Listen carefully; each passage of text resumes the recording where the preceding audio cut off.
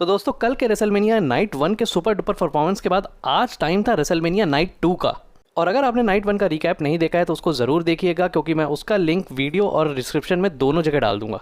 तो शुरू करते हैं नाइट 2 का वीडियो रिकैप, लेकिन उससे पहले प्लीज़ चैनल को सब्सक्राइब ज़रूर कर लीजिए, जिससे आपको WWE की रेगुलर अपडेट्स मिलती रहें।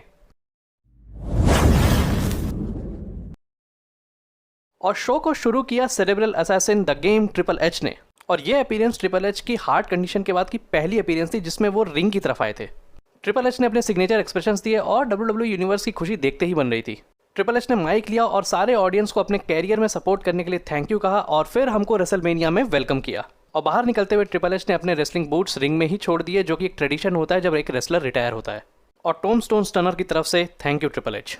और फिर WWE ने गेबल स्टीवसन से हमारा इंट्रोडक्शन कराया, जो कि इस बार ऑडियंस में मौजूद थे। और नाइट का पहला मैच था raw tag team championship triple threat match. और भाई अगर आप सुबह 5:30 बजे से उठे हुए हो तो ये मैच देख के आपकी नींद पक्का उड़ जाएगी।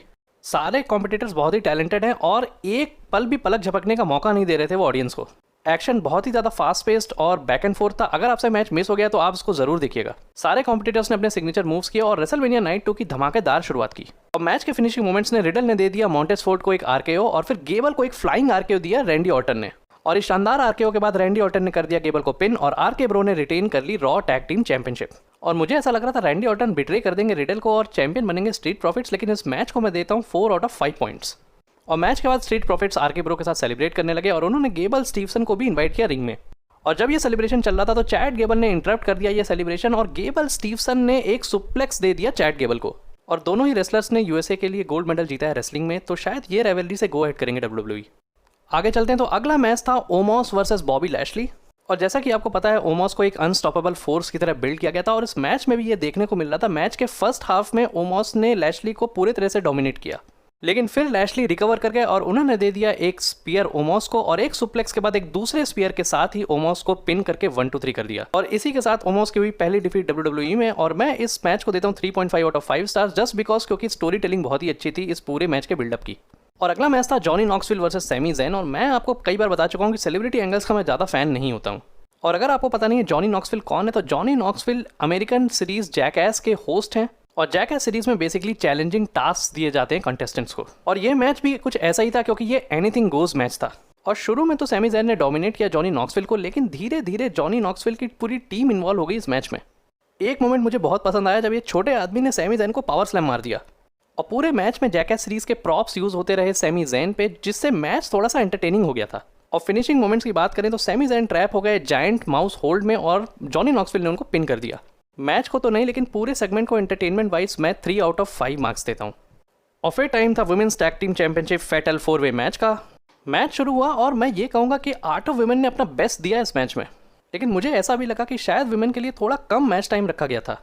और कितना भी टाइम हो, मैच काफ़ी अच्छा था। और मैच के फिनिशिंग मोमेंट्स में साशा बैंक्स और नेओमी ने पिन कर दिया कार्मेला को और बन गई new women's tag team champions. और इस मैच को मैं दूंगा 3.5 आउट ऑफ 5 स्टार्स। और अगला मैच था एज वर्सेस एजे स्टाइल्स, जिसका काफ़ी एंटीसिपेशन भी चल रहा था। मैच शुरू हुआ और दोनों ही कॉम्पिटिटर्स का wrestling style old school wrestling है, और वही हमको इस मैच में भी देखने को मिल रहा था। एक स्लो बिल्ड के बाद मैच ने पेस पकड़ा और दोनों ही कॉम्पिटिटर्स ने अपने अपने सिग्नेचर मूव्स परफॉर्म किए। मैच के फिनिशिंग मोमेंट्स में एजे स्टाइल्स ने दे दिया एक स्टाइल्स क्लैश, और जब वो फिनोमिनल फोआर्म के लिए जा रहे थे तभी वहाँ पे आगे डेमियन प्रीस्ट और एजे डिस्ट्रैक्ट हो गए। और इस डिस्ट्रैक्शन का फायदा उठाते हुए एज ने मार दिया एक डेडली स्पीयर एजे को और मैच कर लिया अपने नाम। और मुझे ऐसा लगा एजे शायद बीच मैच में ही इंजर्ड हो गए थे, क्योंकि मैच में वो टेम्पो नहीं था, और इसी कारण से ये मैच एक्सपेक्टेशंस में खरा नहीं उतरा। मेरे लिए ये मैच था 3 आउट ऑफ 5 पॉइंट्स। और फिर मैच के बाद डेमियन प्रीस्ट एज के साथ अलाइन हो गए और उनके साथ वापस चले गए। और ऐसे रूमर्स भी थे कि एज एक स्टेबल के लीडर होंगे, शायद ये स्टेबल की ही शुरुआत है। और नेक्स्ट मैच था Sheamus and Ridge Holland versus New Day. और मैच शुरू होते ही शीमस ने एक ब्रो किक दे दी जेवियर वुड्स को, और जेवियर वुड्स यहाँ पे पिन हो गए और मैच जीत लिया शीमस और रिज हॉलैंड ने। पता नहीं क्या रीज़न था ये मैच को रेसलमेनिया में रखने का। और इस मैच को मैं देता हूँ 1 आउट ऑफ 5 स्टार्स। और फिर टाइम था match between PAT McAfee and Austin theory. और आपको तो पता है मैं काफ़ी इंटरेस्टेड था इस स्टोरी में। मैच शुरू होने से पहले वहाँ पे विंस मैकमैन आया और उन्होंने इंट्रोड्यूस किया ऑस्टिन थ्योरी को। भाई मानना पड़ेगा ऑस्टिन थ्योरी की किस्मत, इतने यंग एज में उनको विंस मैकमैन से डायरेक्ट पुश मिल रहा है। मैच के स्टार्ट में ऑस्टिन थ्योरी ने डोमिनेट किया पैट मैकेफी को, लेकिन धीरे धीरे पैट मैकेफी ने पेस पकड़ा और बहुत ही शानदार मूव्स किए ऑस्टिन थ्योरी पे। पैट मैकेफी अपना चाइल्डहुड ड्रीम जी रहे थे और उनको देख के लग नहीं रहा था कि वो नॉन रेसलर हैं। और बहुत ही अच्छे मूव्स करने के बाद पैट मैकेफी ने रोल अप कर दिया ऑस्टिन थ्योरी को और मैच कर लिया अपने नाम। लेकिन मैच के बाद जब पैट मैकेफी सेलिब्रेट कर रहे थे और ऑस्टिन थ्योरी को ट्रैश टॉकिंग कर रहे थे, तभी विंस मैकमैन रिंग में आ गए और उन्होंने चैलेंज कर दिया एक इम्प्रॉम्प्टू मैच के लिए पैट मैकेफी को। और भाई विंस मैकमैन 76 ईयर्स हैं, उनकी फिजिकल फिटनेस देखते ही बन रही थी। विंस ने ऑस्टिन थ्योरी की मदद से पैट मैकेफी को बहुत ज़्यादा असॉल्ट किया और मैच जीत लिया। और जब ऑस्टिन थ्योरी और विंस मैकमैन वहाँ पे सेलिब्रेट कर रहे थे, तभी वहाँ पे एंट्री की स्टोन कोल्ड स्टीव ऑस्टिन ने और एटीट्यूड एरा के मोमेंट्स को याद दिला दिया। स्टोन कोल्ड ने पहले ऑस्टिन थ्योरी को स्टन किया और उसके बाद एक बियर ऑफर की विंस मैकमैन को, और उसके बाद विंस मैकमैन को भी स्टनर दिया। और उसके बाद स्टोन कोल्ड स्टीव ऑस्टिन ने पैट मैकेफी को इनवाइट किया बियर पीने के लिए और उनको भी एक स्टनर देके वहाँ से चलता किया। डैलस टेक्सास ऑस्टिन का होम टाउन है और शायद क्राउड को हैप्पी करने के लिए ये सेगमेंट रखा गया था। और पैट मैकेफी और ऑस्टिन थ्योरी के मैच को प्योर एंटरटेनमेंट के लिए मैं देता हूँ 4 आउट ऑफ 5 पॉइंट्स। और फिर टाइम था हमारे मेन इवेंट का, जिसको अभी तक का ग्रेटेस्ट रेसलमेनिया मैच भी अनाउंस किया जा रहा था। और रियल में इस मैच का एंटिसिपेशन एक अलग ही लेवल में था। मैच में पहले एंट्री की ट्राइबल चीफ रोमन रेंस ने और उन्होंने वहां पे आते ही कहा रेसलमेनिया एक्नॉलेज मी। ब्रॉक लेसनर ने भी माइक लेके खुद को इंट्रोड्यूस किया और मैच में एक बहुत ही ज्यादा हीटेड एंटिसिपेशन बन चुका था। और रोमन और ब्रॉक का मैच और टर्न बकल में स्पीयर का मोमेंट ना हो, ऐसा कैसे हो सकता है।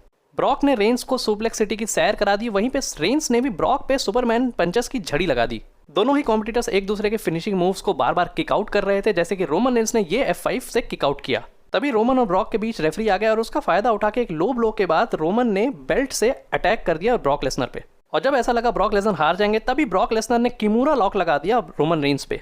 रोप्स पकड़ के रोमन रेंस किमूरा लॉक से बच तो गए, लेकिन लेसनर ने उनको लिफ्ट कर लिया F5 के लिए। लेकिन तभी रोमन रेंस ने रिवर्सल करते हुए दे दिया एक डेडली स्पीयर और पिन कर दिया ब्रॉक लेसनर को और बन गए अनडिस्प्यूटेड यूनिवर्सल चैंपियन।